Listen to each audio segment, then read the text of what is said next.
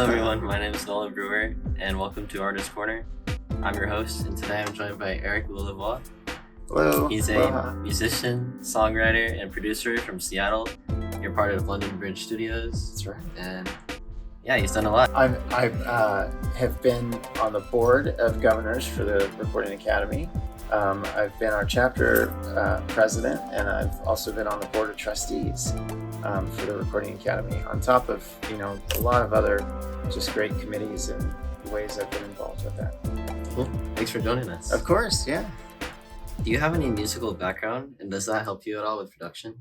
100%. Yeah, I'm, come from artist first place. I was an independent musician. I still am an independent musician. I write and co-write with a lot of the artists that I work with as a producer. Started playing guitar and keys and singing, and those, tools sort of just as an independent artist have really are what informed my production career and what got me into producing in the first place. Yeah. Cool. Did you study at a music school? I didn't, music school was one of those things where my learning, it never resonated with me. Like the learning style never resonated with me. And I don't think that there were as many sort of like alternate, hands-on opportunities, or at least I didn't maybe seek them out as much. But I was just a very independent DIY, get your hands on it, get your 10,000 hours in kind of guy, Before going here. Yeah, before going here. Cool. Do you have any kind of advice for people who are in music school? Maybe they are not sure what they're doing. Yeah, it's really that 10,000 hours thing is real, and that doesn't necessarily mean, that can mean a number of things, but just really getting to work and understanding the programs that you, whether it's Pro Tools or Ableton or, and this is kind of speaking more directly to the production, side of things, but really get to know whatever program you're working with inside and out.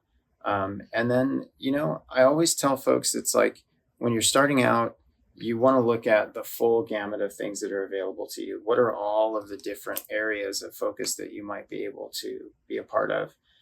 Even if you have a pretty good inkling that like production, let's say, is something that you really want to do, kind of look at the industry in more of a, broader sense, and get little bits and little tastes of each of it. And you'll be able to slowly kind of like refine down, exactly what that pinpoint of what you want to do is.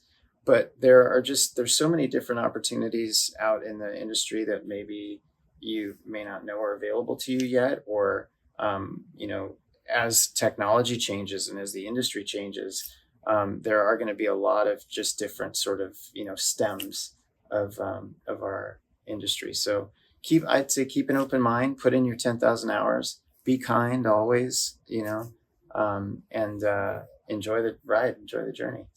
Yeah. Since you mentioned being independent, were there any resources in particular that helped you get to where you are now? The pickings were slimmer for me. Now there are just so many, you can just pop on YouTube and spend the day like anything that you want to learn, really. And I think that that's really cool to dig into that curiosity.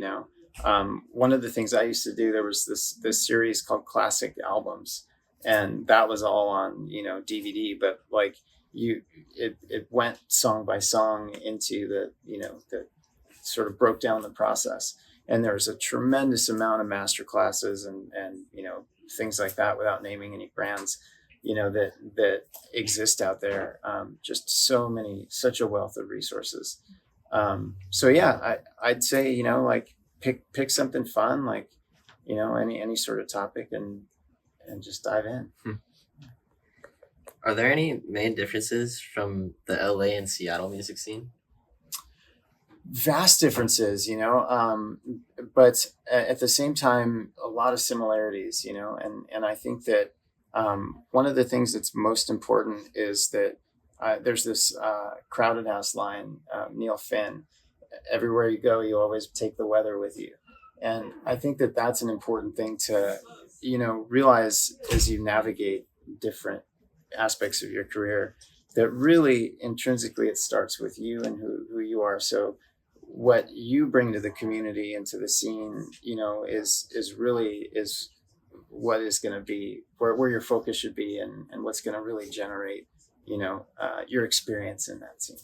Would you say that that comes over time, just naturally, or Yeah, it does require a certain amount of focus and effort on your part, of course, but it does, yeah, come naturally. Hmm. Yeah. has the music industry changed a lot since you started? Oh my gosh, it changes every day. It's changed so much, and I think it's rapid fire changing now. And keeping up with just the technology of it is, it's not insurmountable. It's exciting too. That there are a lot of tools available to us that never were before, and that's going to continue to get that way. And I think that particularly with AI, there's a tendency to have a little bit of fear around it.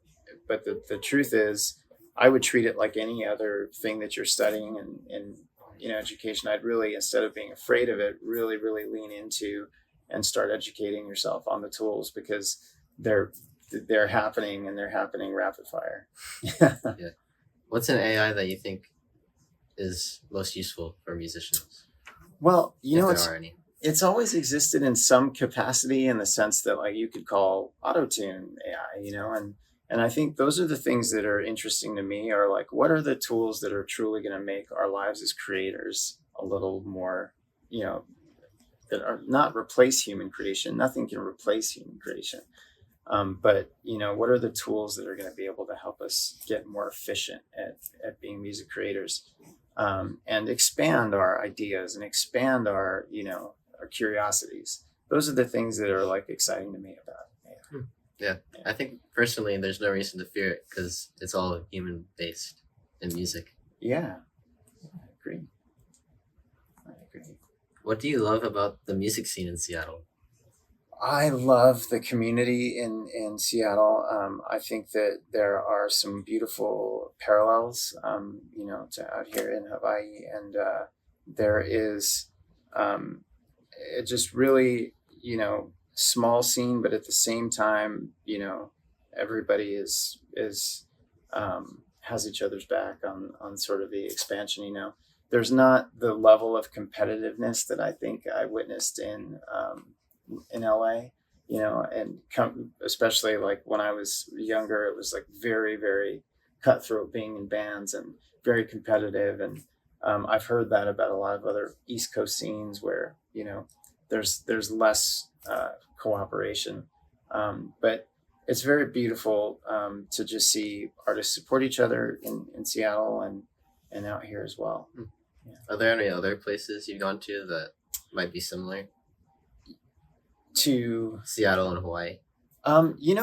It's really, there are lots of places where that strong community bond exists, and it does exist in LA too. It's not, I don't mean to throw anyone under the bus. I think that, of course, there's positive and negatives everywhere, but that just tends to stand out to me. I think in Seattle and here in Hawaii, where it's like what I've experienced and been a part of has been very, very supportive and very community based. And it's like, what can we all do for the scene? What can we do for venues? The Seattle has the Seattle Music Commission, which is very active in, making sure that, like, artists had loading zones for parking, so it's really kind of cool when you see that level of let's all get interested in each other's, what's going to make everything better for all of us. And we have our professor Lofton here. And earlier we were talking about the Vera project in Yeah. Seattle. Yes. I was wondering if there's any other kind of, I guess, I don't know what you would call the Vera project and what term it would be under, but if there's anything similar to that. Sure. Well, the Vera project, I will say, is just a fantastic program. It's an all ages venue and also education space, right smack in the middle of Seattle Center, right under the Space Needle. They do classes on like screen printing, and there's workshops for recording, workshops on live sound too. And it's just a really great, there's not very many all ages venues in Seattle. And it's just an awesome hub, creative hub of for people to be together. And you've worked with them before? I have, yeah. I've spoken over at the Vera Project, and we've done plenty of collaborations with the Recording Academy, and it's just I can't say enough good things about it. Yeah. Awesome. Can you tell us more about your connections to the Recording Academy? Yeah, so I've had an amazing journey with the Recording Academy. I started out just as a member in LA, and I didn't really have, I never really kind of understood how to interact with the organization. I've always just thought it was the Grammys, and you voted for the Grammys, and it wasn't really till I got to Seattle that I got a true understanding of the depth of the organization.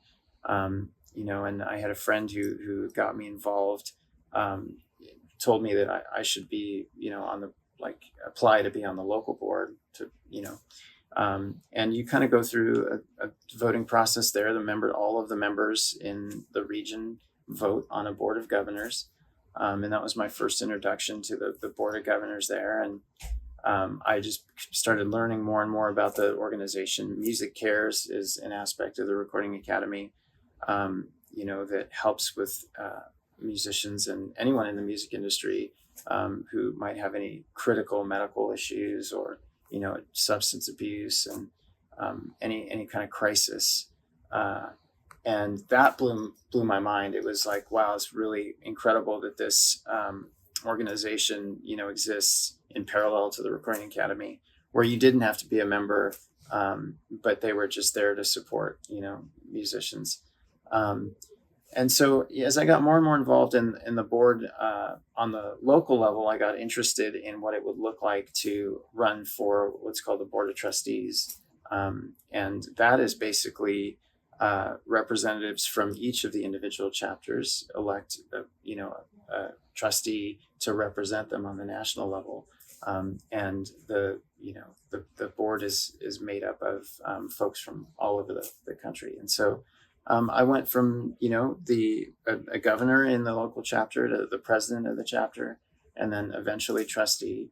And I have, been on and served on committees in between. And it's really been a very cool journey. Cool. Yeah. And can I think for a second? Please. Do you have any experiences with other organizations like that, like the PROs and stuff too? Yeah, not necessarily PROs. I am, ASCAP is my PRO, and as an artist and as a producer, I have experience interfacing with them on that level, but not from an organizational, standpoint. Yeah. Cool. What's the most valuable thing you've learned socially working in professional studios? Oh, wow. Socially, that's so important, right? Just awareness and being able to read the room. And I think that particularly your first sort of experiences in a big studio, it's like you're excited to be there. And it is difficult to understand like the level of interaction that you should have with everybody. You're human first, again, it goes back to be kind. And one of the things that I think is a little bit lost on the understanding of like what it means for a major commercial studio is truly you're in the hospitality business, So if you sort of approach it from the perspective, particularly as an intern, an assistant, or an engineer, you're there to serve, the project, and you're there to sort of make sure that on the studio side, everybody's needs are taken care of. And so I think that's kind of a cool way to look at it, is like, how can I show up and serve and make sure everybody's comfortable, because everyone in that environment is like, everyone's trying to find their place, right? And the artist is coming in with a certain level of anxiety too, no matter what level you're on, it's like you're there to create something special and lasting, and that's a really cool thing to be a part of, so the more you can create a calm, comfortable vibe, I think, for everybody in an environment that is very fast paced and very intense, I think the better off you're going to be. Speaking of being in studios, are there anyone in particular that have inspired you? Studios in particular? Yeah. Oh my gosh, yes, I love recording studios, and any chance I get to to visit one, I'll take it. I'm getting invited out to see them, and what a favorite memory. I went to RCA Studio B in Nashville. I took their tour there. Just through the Country Music Hall of Fame, you can take a tour. I went there with my family, and they do the, first of all, I just walked right in, because we do tours at our studio, London Bridge, in Seattle as well. A lot of famous 90s records were recorded there: Pearl Jam, Alice in Chains, Soundgarden, Temple of the Dog. So and we have a piano there that Chloe Dancer, Mother Love Bone, was recorded on, and it's still very much so in use, and you can play it, and we're an active studio. So when I went and took the tour at RCA Studio B, I walked in the room and I just like automatically went to the piano and I start playing the piano, and they're like, run over, and they're like, no, you can't play the piano. So it's very much so more a museum vibe there, but it was a special experience. They do this cool thing where they play an Elvis song. Elvis liked to record in the dark, and so they tell you to close your eyes, and they start playing an Elvis song. And as you have your eyes closed, they're slowly turning the lights down, and then they tell you to open your eyes, and you're in the dark, and this Elvis song's playing, and just gives you chills, But it's kind of just this. That to me was like this reminder that, like, yeah, special stuff goes down in recording studios, and not just that, but lasting, things that leave a lasting imprint for generations. You're literally making a record of the moment, and it's really, really cool, really special. Are there any people that have impacted you that you've worked with?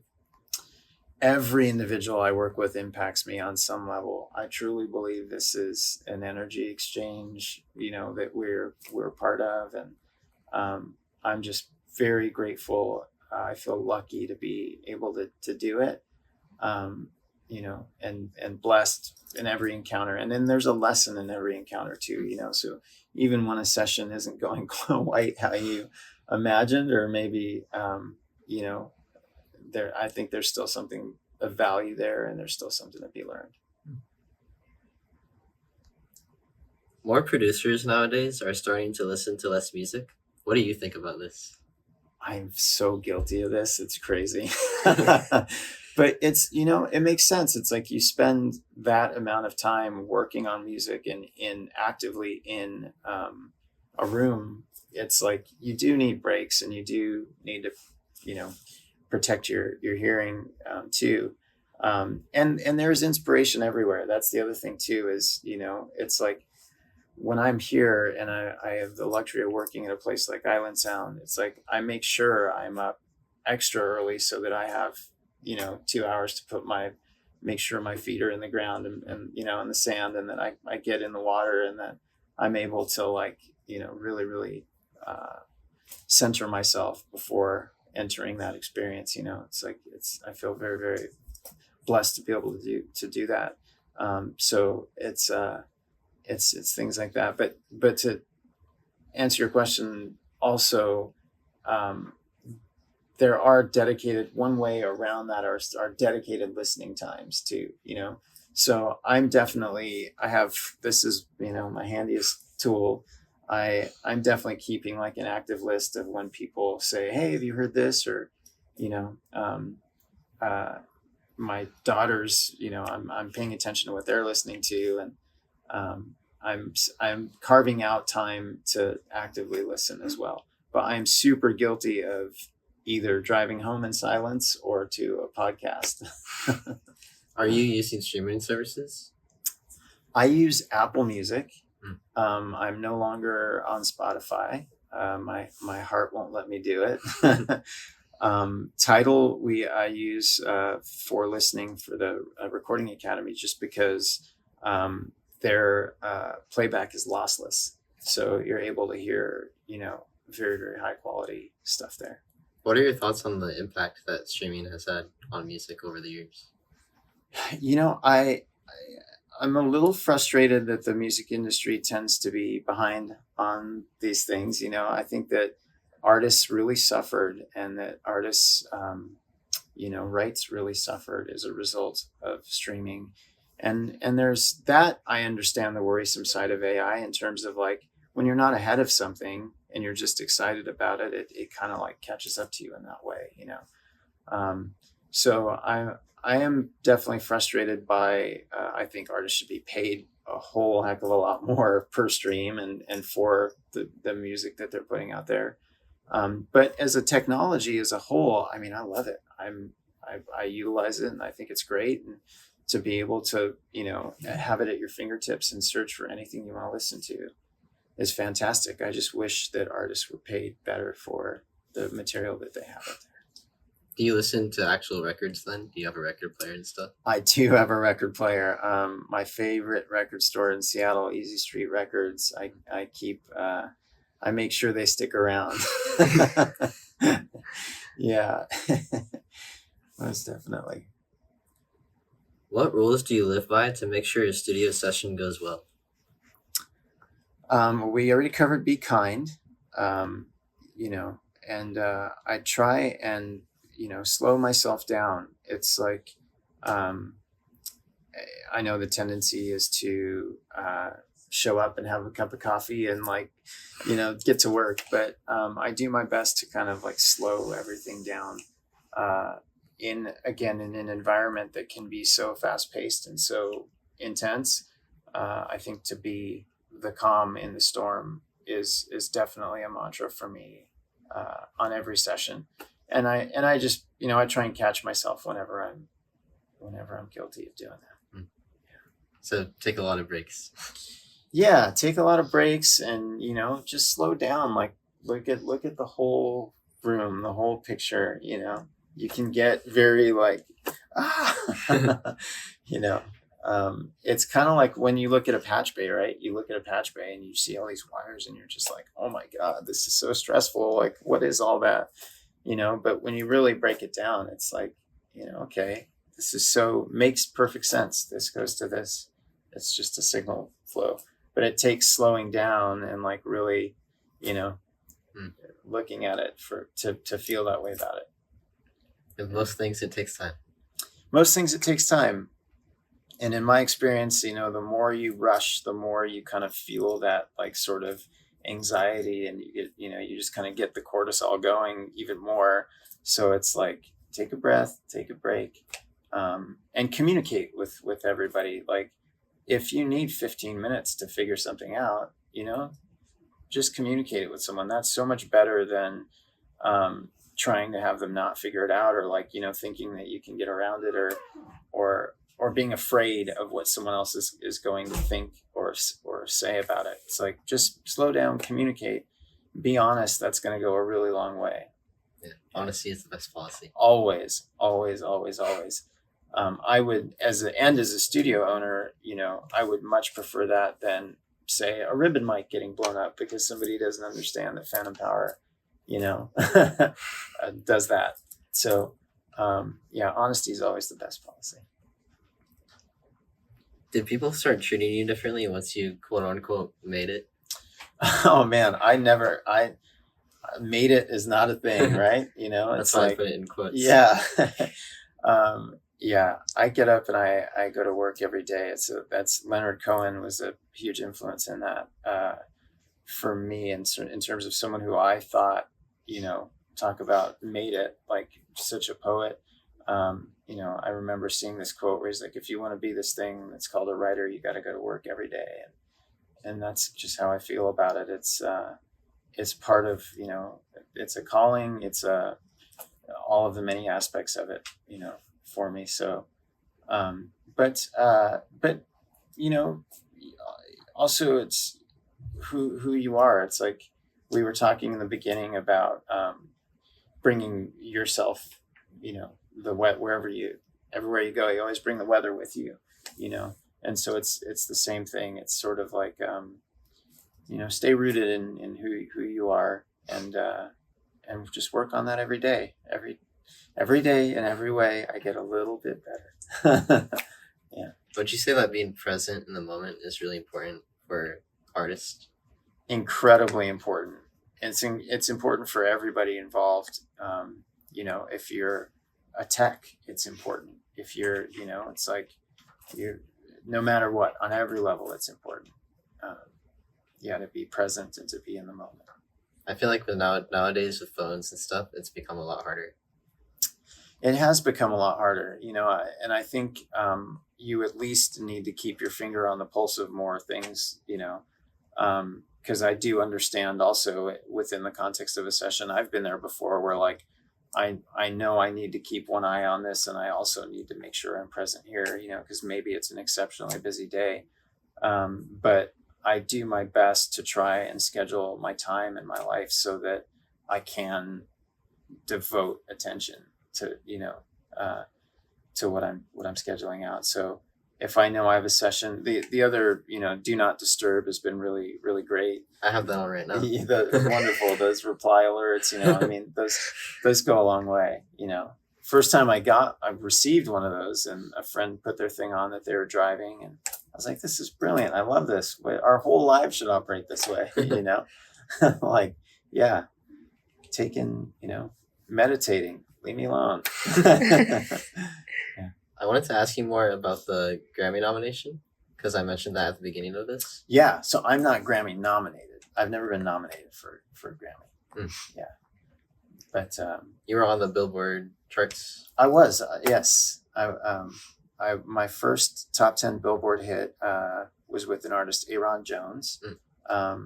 His song "Take Me Away" I produced, and that was on the rock charts. And then what ended up happening, we had, I think, 3 singles off of that record that made the top 10. And then as a result of that, as a producer and songwriter, I made individually the hard rock charts, the top 10 hard rock charts. Would you say getting on there led to any new opportunities? Absolutely, it does. Certainly more attention and more folks reaching out. Particularly as a co-writer, I think was for that. But you just keep working. Yeah. Yeah, you just keep on going. Is there any area of the music scene that you haven't gotten into yet but you want to? That's a wonderful question.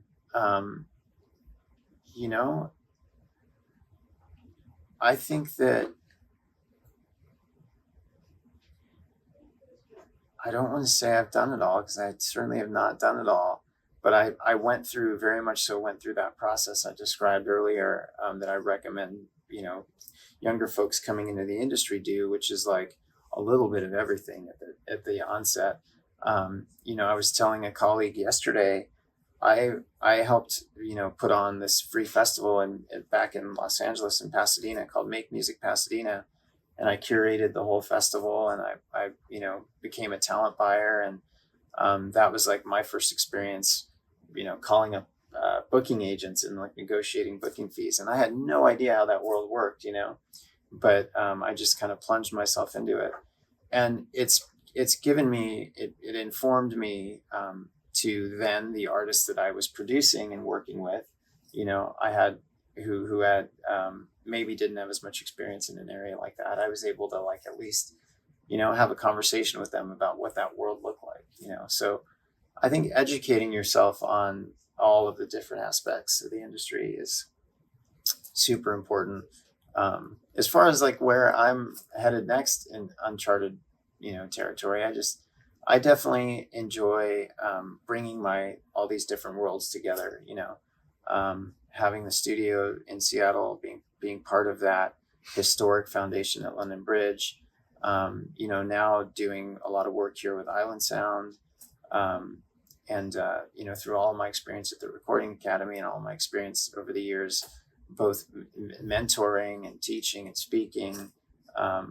It's fun for me to imagine how to bring all of those worlds together, and in a in an artful way for whatever the next chapter is. And earlier I brought up your IMDb. I was Yeah. wondering if you would ever get back into composing. Yeah, man, that was really wild to see some of those titles on there. Yeah, always open to that, and that really informed. For a long time, I did cues for television and film, and you would get these cue sheets, and it would be like, I need 5 songs in this Americana style, I need 5 songs in this 1920s style.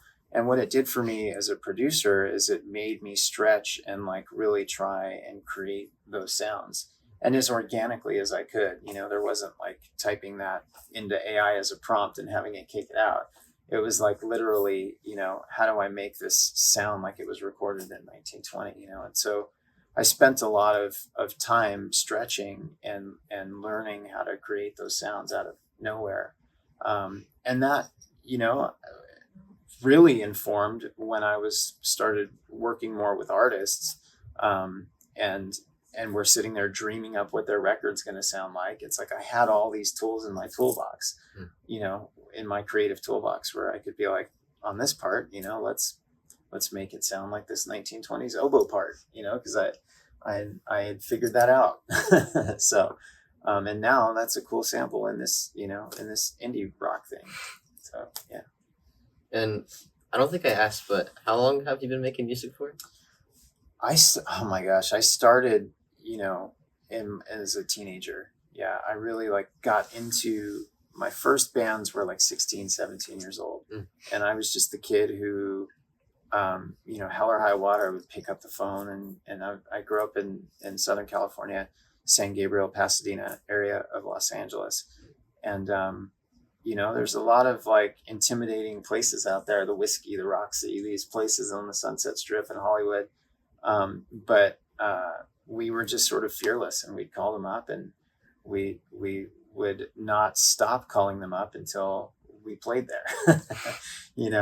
And that was just sort of the early ethos that I came from, was I knew I wanted to do this, and how was I going to do it as an artist. And that just led to more and more and more expansion and understanding of all the different opportunities that have to do with music.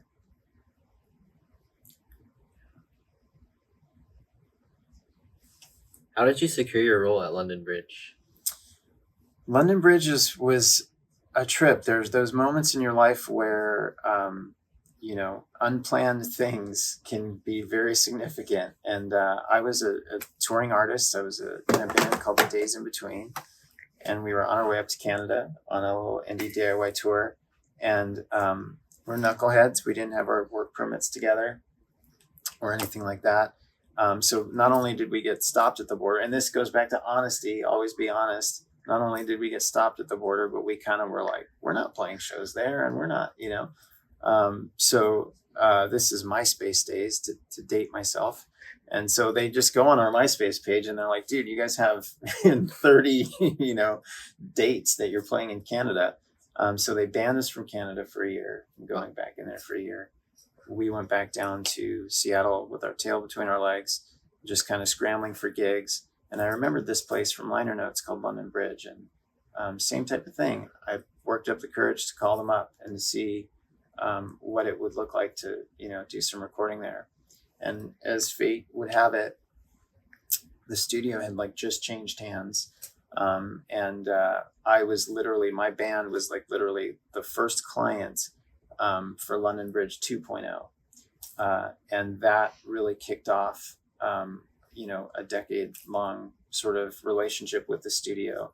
I went back down to LA, started my own studio. That band broke up, of course, and I kind of went on my way in my career. But I always, was sort of doing little things at London Bridge, back and forth.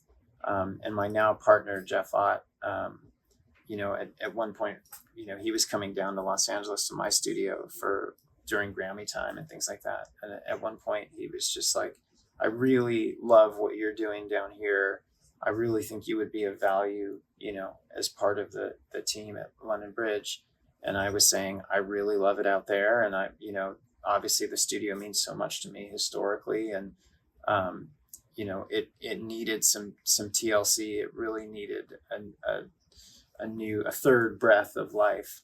And so I started weekend warrioring it from Los Angeles to Seattle, not unlike I'm doing now between Seattle and Hawaii, but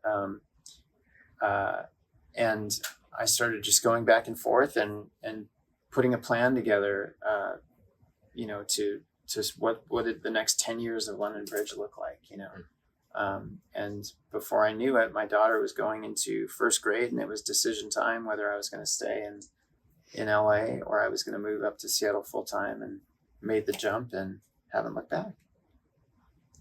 Cool. Yeah.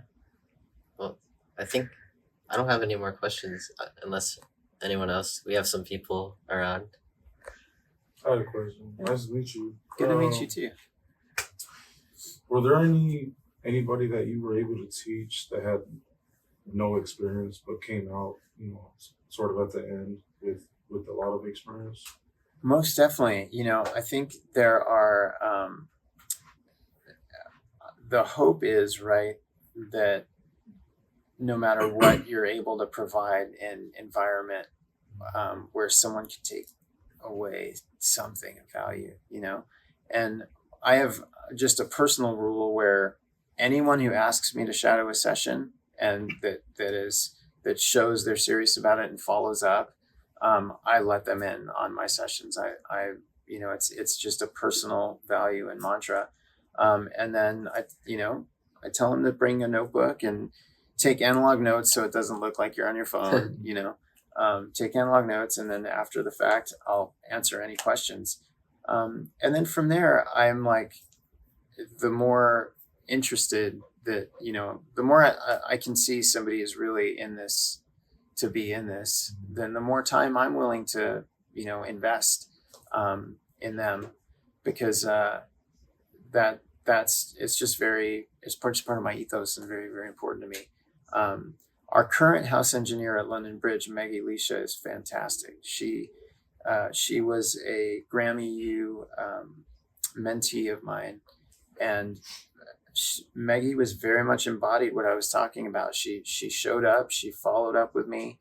Every time she came into the studio, it was just like brought the best energy and the best vibe.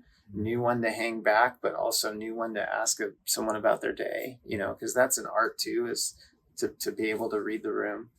And so, the more I saw that Maggie was investing in herself, the more I felt compelled to invest in her too. And so she basically went from a mentee of mine to kind of an intern at London Bridge to now our house engineer, which is fantastic. That's awesome. Yeah.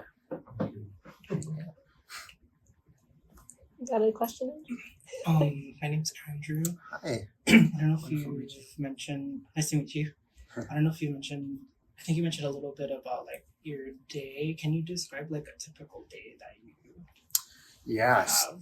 All over the place for me, right? Because sometimes it can be a number of things. I have there's a friend who owns a company that actually used to work for a company called Innovation Protocol, and he taught me this trick where like you put a little dot by the door, right? And it's like anytime when you have multiple roles that you have to play. So I'm a studio owner, I'm a producer. On some days I'm strictly an engineer. I co-write with a lot of artists, I mentor artists. There's like so many aspects to what I do. So that dot is very important for me to like switch the mode of what hat I'm wearing for that day. Sometimes I literally wear physical different hats. I've seen you to wear a top remind hat me. before. Yeah, it's like today's producer is on, like today, is utility guy day. So it can look a number of different ways, but I do my best to, no matter what the night before, I always look at what my next day looks like. I'm doing a better and better job at like scheduling out my my week, like doing that on a zoom out to zoom in level. So what's my month look like? What's my week look like? And then the night before, what's my next day look like? And then that helps just sort of like get into the vibe of what's going to happen and mitigate some of that chaos in the moment. Do you use a calendar a lot? For everything. Yeah, for everything. This alerts and all the things. But yeah, taking time for that overview is great. In the studio, I guess like a typical, and the studio days can look very different too, depending on the artist also, and who you're working with. So for like a robust band session, that's kind of could be an earlier start of a day if there's a lot of setup or, so yeah, very, very different depending on the task. This is kind of a crazy question, and I know there's so many rabbit holes and answers to this. In the split side of everything now, we're talking about the music business side and your experience as a producer. Mm-hmm. And I could imagine you've been in different eras of the music industry. Right. And now the role and the question about producer splits and how their return of investment is. Can you share a little bit about what your deals look like with artists or labels that want to work with you? And how does the role of a producer, what's that split look like, or what does that fee look like typically? Yeah.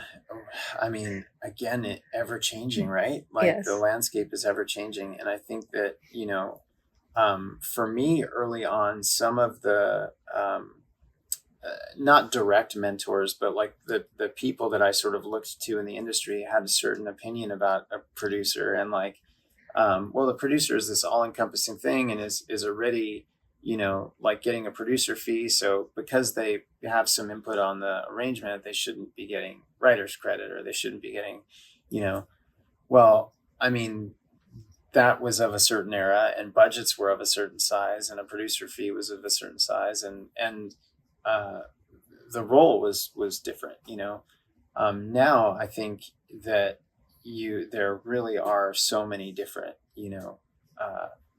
avenues, and particularly having spent a lot more time co-writing with artists, I see and I understand how I've kind of been doing that all along. I just fell into that rut of what I was hearing from my, these other mentors, that should just be a part of my production thing. And the truth is, my opinion has changed wildly on it. And I don't think that it's just part of the producer job. I think if you're sitting down writing choruses with someone and, changing words and helping them write a bridge, and, you're very much so co-writing and contributing to the composition,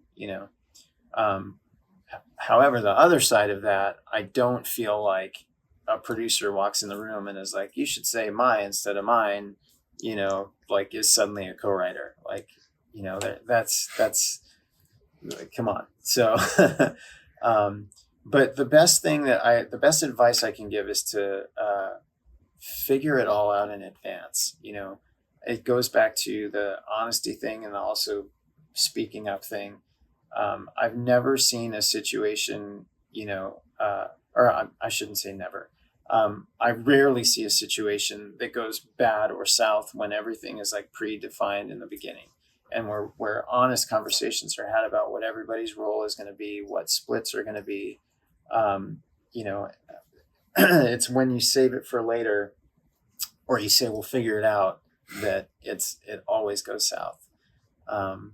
So if it's any kind of major, label, artist, any deal like that, make sure you have a lawyer involved. If you're, get your own music attorney as a producer for sure.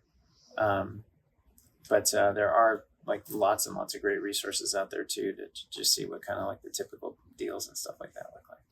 Yeah. Thank you. Sure. Thank you. Yeah. Well, we have one more question. Great. Just wanted to ask, like, what is the best strategy for improving songwriting skills? But especially for a lot of people who run into writer's block. a lot of times. I know myself. Yeah. Like I have no idea how to improve. Whether that be reading. So a lot of people say separate yourself from where you're at. Yeah. But I mean, is there other things that could contribute That to? that is a great question, because it's so real, right? It's like, and the balance between dedicating time to like the craft versus like the time off that you also need from it, and leaving room for the flow. It's like when I first started as an artist, it's like I wasn't ever sitting down going, I'm going to write a song today. It was like I'd sit down with the guitar, something would start to flow, and then it would be like kind of manic scratching it out, and then before I knew it, I had a song, and it was like, this is great. I want to do this forever. But as time went on, and you're sitting there, and you actually like are in a songwriter circle, or you're tasked with, like we were talking about for the film or TV thing, writing something in a specific vein. It's much more difficult because you're under the gun, but the totality of the time that you take off, the time that you take to research or listen, and the dedicated time that you take to maybe take 15 minutes a day to force yourself into those exercises. The balance of those three things, I think, is what like creates the magic. So you leave some room for flow. You definitely schedule some dedicated writing time just to get in that practice, and then you listen to references and influences, and gain insight into what does a pop structure look like. What's the typical pop structure? What's happening in Nashville right now? Like, what's the typical Nashville structure? If if you're working on a more traditional tune, like what's that? What was at the heart of the structure in that? So those are all great things that'll inform the process for you. Yeah, I appreciate that. appreciate you. It's cool that you mentioned that, because me personally, I always try to write at least for 30 minutes every day. Oh yeah. And even though not everything gets turned into a song, it's always nice to have a bunch of ideas lying around for later. Yeah, most definitely. And something new for me is just talking into the notes. Like I always felt like I had to sit and write, and now with transcripts too, it'll transcribe it for you. So I've started to, like, if I have 15 minutes, on my drive, I'm like, oh, how can I best utilize that time? Maybe the best use of my time is to sit and talk into the notes app instead of listening on that day, or maybe it's not, maybe it is listening on a playlist that I have saved on my phone that, you vibe it out. Yeah. Thank All you. right. Yeah. Thank you. This has been awesome. Thanks for letting me ramble. I didn't even have coffee today. Isn't that crazy? What kind of coffee do you usually drink? Americanos or what I drink. So espresso with a little hot water. Yeah. And just no cream, no sugar, nothing. Well, is there anywhere that you'd like to let people know where they can find you online before we? Oh, all the places. I'm on Instagram. Yeah. My website's just my name. And yeah, check out London Bridge Studio. Check out Island Sound Studios. Thank you. Yeah. Yeah, I'll link all of his stuff in the description and all that. So thanks for watching, everyone.